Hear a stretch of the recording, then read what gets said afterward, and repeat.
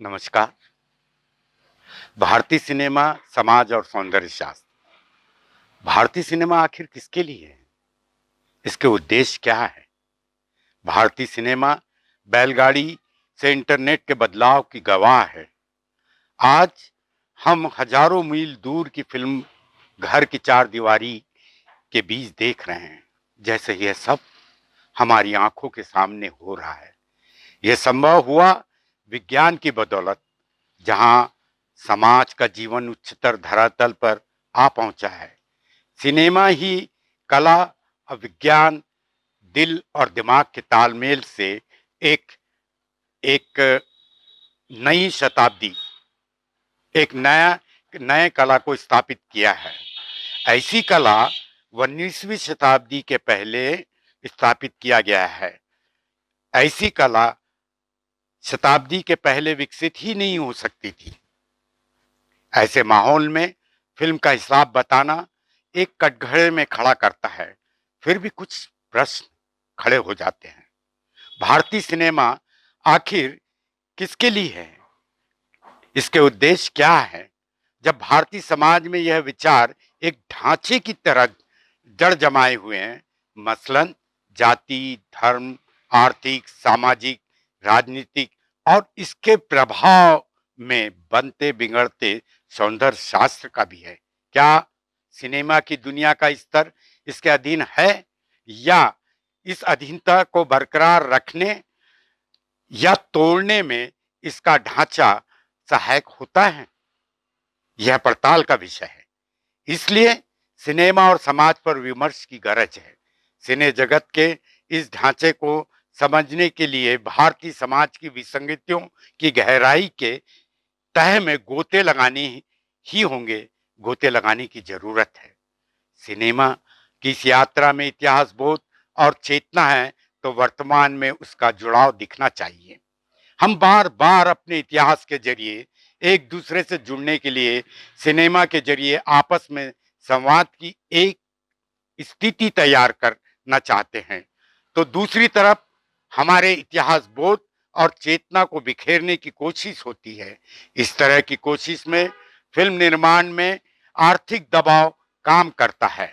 हम देख सकते हैं, इस संदर्भ में मिसाल दे सकते हैं। श्याम बेनेगल ने गुजरात के सहकारिता दूध फेडरेशन के माध्यम से 2-2 रुपए इकट्ठा किए और फिल्म मंथन बनाई। वहीं नागनाथ मंजूले ने खेती बेचकर फेंड्री फिल्म बनाई, और वहीं विनोद कामले ने कस्तूरी फिल्म का निर्माण इनसाइड फिल्म एक संस्था के सहयोग से किया। ये फिल्म केवल कला की दुनिया में चर्चित हुई, चूंकि बाजारवाद के इस दौर में बॉक्स ऑफिस का कलेक्शन ही महत्व रखता है। इस पर गंभीरता से सोचने की जरूरत है। वहीं फिल्म सैराट बॉक्स ऑफिस में सफल हुई। इस फिल्म का विषय जाति पर आधारित है, सहज रूप से जाति से प्रताड़ित समूह के करीब है, और बॉक्स ऑफिस में इस फिल्म का कारण भी यही है। यह सोचने पर भी बाध्य करता है कि भारतीय समाज इस तरह के विषय ना के बराबर है।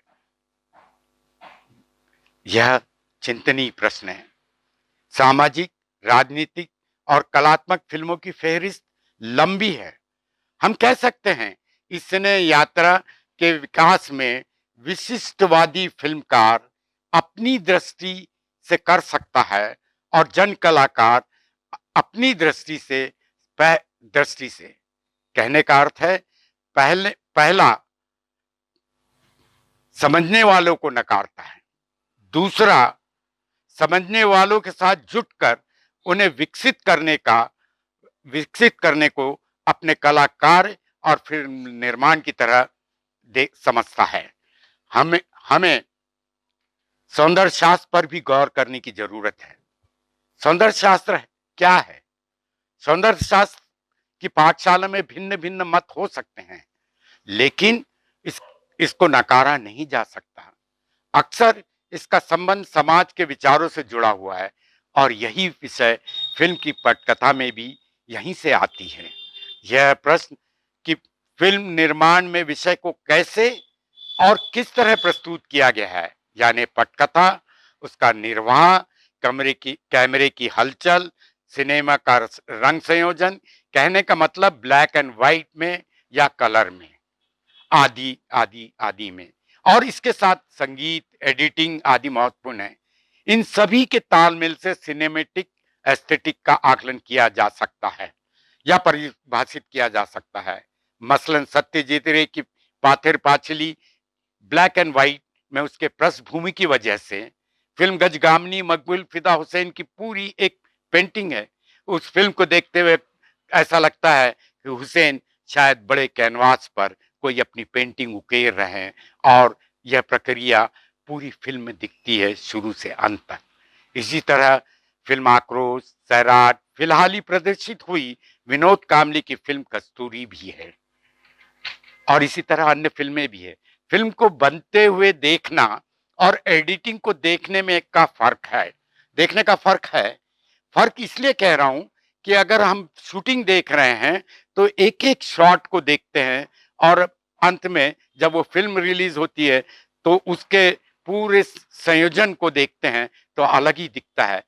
जब फिल्म बनते हुए देखते हैं तो बोरियत होती है, और जब फिल्म बन जाता है तो पूरा शॉट दिखता है। तब हमको समझ में आता है कैमरे, निर्देशक और एडिटर का कमाल कितना जबरदस्त है, जिसकी वानगी देखते ही बनती है, और इसे हम गंभीरता से सोचते हैं, देखते हैं। क्या वजह है कि हमारे यहाँ सिनेमा को गंभीरता से नहीं लिया जाता है? फिल्म फेस्टिवल, कलात्मक फिल्म उत्सव में बुद्धिजीवी विमर्श करते नजर आ जाते हैं, और यह चर्चा वहीं कैद होकर रह जाती है। यानी कहने का मतलब एक चार दीवारी के अंदर ही समाज में इस तरह की फिल्मों को कैसे लिया जाए, इस पर भी चर्चा की पहलकदमी की जरूरत है। इस संदर्भ में एक मिसाल रखना चाहता हूं मैं। फ्रांस में फ्रांसीसी क्रांति के दौरान एक प्रसिद्ध नेता दांते पर एक फिल्म बनी, दांते पर एक फिल्म बनी, और वो फिल्म प्रदर्शित हुई। फिल्म प्रदर्शित होने के बाद एक पूरे फ्रांस में एक गंभीर बहस चली। बहस कुछ इस तरह की थी कि जिसको देखते ही बनता था और सुनते ही बनता था, और दांते की कल्पना शेक्सपियर से भी आगे ऊपर करने होने लगी। तब कॉलेजेस में, फिल्म फेस्टिवल में, कला दालानों में, सब जगह दांते को लेके लेखन हुआ। और अजीब बात थी कि पूरे फ्रांस में वो दौर इतना महत्वपूर्ण बना कि दांते एक पर्सनैलिटी के रूप में बड़े फिल्म के पर्दे पे छा गए, और वो वहीं तक सीमित नहीं रहे, पूरे दुनिया में वो बात गूंजने लगी। लेकिन भारत में इतनी अच्छी अच्छी फिल्म बनती हैं, मैं नामों पे नहीं जाऊंगा, फेहरिस्त बड़ी लंबी है इन फिल्मों की, एक लंबी सूची बन सकती है। लेकिन कहीं ऐसी चर्चा नहीं होती कि प्रेस से लेके शहर, सड़क दर सड़क, गैलरी, फिल्म उत्सव, और इधर पे कहीं इसकी चर्चा नहीं होती। इसलिए इस बात को भी हमको गंभीरता से लेना है। गंभीरता से इसलिए लेना है कि सौंदर्य शास्त्र जब फिल्म पूरे बनने के बाद में जो निर्माण होता है, उसकी भी एक वानगी मैं यहां रखना चाहता हूं। हम फिल्म आजाद को देखते हैं, आजाद के उस गाने के उस सीन को देखते हैं जब दिलीप कुमार गाता है, लो आसमां झुक रहा है जमी पर, कैमरा क्लोजअप उसके चेहरे पे जाता है, उसके आंख पे जाता है, और वो आंख ऊपर उठाते हैं, और दूर लॉन्ग शॉट पे चले जाता है कैमरा, एक पहाड़ के पीछे एकदम चला जाता है। एक निश्चित ही एक बेहद सुखद अनुभव देता है। यह अनुभव को जब हम देखते हैं तो कम से कम उस वक्त मेरे मन में एक बात आई, जैसे वो आंख उठती है ये गाने के सर ध्वनि के साथ में, संगीत पूरा गूंजता है वातावरण में, कैमरा दूर जब जाता है पहाड़ के पीछे तो ऐसा लगता है कि बाबा पहाड़ बाबा चिलम पी रहा है, चिलम से उठता हुआ धुआं है, और वो धुआं धीरे धीरे आसमान पर फैल रहा है, और आहिस्ता आहिस्ता शाम हो जाती है। ये कितना महत्वपूर्ण सौंदर्य शास्त्र क्रिएट होता है। ऐसी वानगी हम बहुत दे सकते हैं।